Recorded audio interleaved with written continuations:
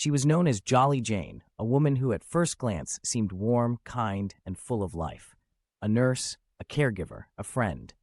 She charmed colleagues with her wit and humor, brought joy to the hospital wards, and comforted patients in their final moments. But what no one knew was that Jane Toppan was playing God. With every friendly smile and gentle bedside manner, she was hiding a monstrous secret. She wasn't comforting her patients, she was killing them. Slowly, methodically, relishing in their pain as she pushed them to the brink of death, only to pull them back, just to do it again. She called it experimentation. The world would come to know it as murder. By the time the truth unraveled, at least 31 people were dead, but many believe the real number was much higher. This is the haunting story of Jolly Jane, the angel of death. Before Jane Toppan became one of America's most infamous serial killers, she was Honora Kelly, born in 1857 in Boston, Massachusetts. From the very beginning, her life was steeped in tragedy. Honora's father, Peter Kelly, was a deeply troubled man, an alcoholic, violent, and mentally unstable. He was a tailor by trade, but in his worst moments, he was known as Kelly the Crack because of his erratic behavior. Stories say that in a fit of madness, he once sewed his own eyelids shut. By the time Honora was 6 years old, her mother was dead from tuberculosis, and her father had completely lost his grip on reality. With no one left to care for them, Honora and her older sister Delia were abandoned at the Boston Female Asylum, a grim orphanage where poor, unwanted girls were sent to be raised for servitude. It was here that Honora's identity was erased. At the age of 8, she was taken in as an indentured servant by the Toppan family, a well-off but strict household in Lowell, Massachusetts. They gave her a roof over her head, but she was never considered one of them. She was given a new name, Jane Toppan, and raised as a second-class child in the home. She learned quickly how to wear a mask. She smiled, obeyed, and did as she was told. But inside something was growing, something dark.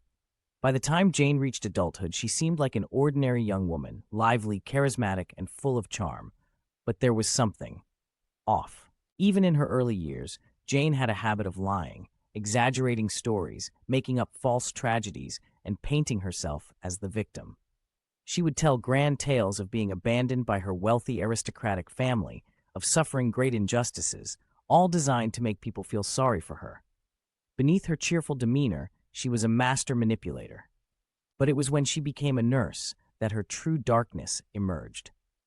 In 1885, Jane enrolled in nursing school at Cambridge Hospital in Massachusetts. At first, she was well-liked. She was known for her friendly nature, always willing to chat with fellow nurses and make patients laugh. But behind closed doors, Jane had a terrifying obsession. She began experimenting on her patients. Morphine, atropine. She would carefully adjust doses, pushing patients into a twilight state, watching their breathing slow, their muscles freeze, their eyes flicker between life and death. Then, just when they were on the brink, she would bring them back. She relished the power, the control, the godlike ability to give and take life at will. At first, it was just an experiment, but soon, the thrill of the kill became too tempting. Jane's first known victims were elderly and vulnerable patients at Cambridge Hospital. They came entrusting her, dependent on her care, believing she was their protector. They never suspected that their smiling nurse was their executioner. She would inject them with deadly mixtures of morphine and atropine, sending them into an agonizing internal struggle, their hearts racing and slowing unpredictably, their lungs seizing, their bodies unable to respond as their organs failed. And the entire time, Jane would sit beside them, watching. One of her colleagues would later recall, she would get into bed with her patients, hold them, stroke their hair, and whisper to them as they died, as if she were savoring every moment. Jane perfected her technique and began killing more freely. She no longer confined herself to hospitals. She started targeting people in her personal life. Victim, Elizabeth Brigham, Jane's foster sister. Jane had always been jealous of her. Elizabeth had everything Jane wanted: beauty, wealth, a happy life. In 1899, Jane invited her sister for tea, laced her drink with a fatal dose of morphine, and watched as she died slowly in her arms. Victim, the Davis family. Jane moved in as a caretaker for the elderly Davis family in 1901, but within weeks, every single member was dead. Victim, Alden Davis, patriarch of the family.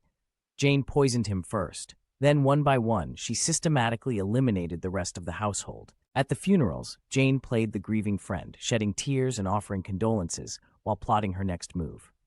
Jane's downfall came when the Davis family grew suspicious. They ordered a toxicology test on the last victim, revealing traces of poison. In October 1901, Jane Toppan was arrested. Under questioning, she confessed with eerie ease. "I have killed 31 people," she said, grinning. "It was a pleasure." During her trial, psychiatrists debated, was she truly insane or just pure evil? The court ruled her legally insane, and instead of prison, she was sentenced to life in Taunton Insane Asylum. Even behind bars, Jane remained cheerful, boasting that she wanted to kill more people than anyone in history. She died in 1938 at the age of 81. Some say she never stopped smiling. Jane Toppan is one of the most chilling serial killers in history, not just because of her body count, but because she killed for pleasure. She wasn't driven by revenge. She wasn't forced into it. She simply enjoyed watching people die. And perhaps the most terrifying thought of all, for years, she got away with it. Who knows how many other Jolly Janes exist in the world today? What do you think? Was she born evil, or did her dark past create a monster? Don't forget to like, share, and subscribe for more chilling women serial killer true crime stories.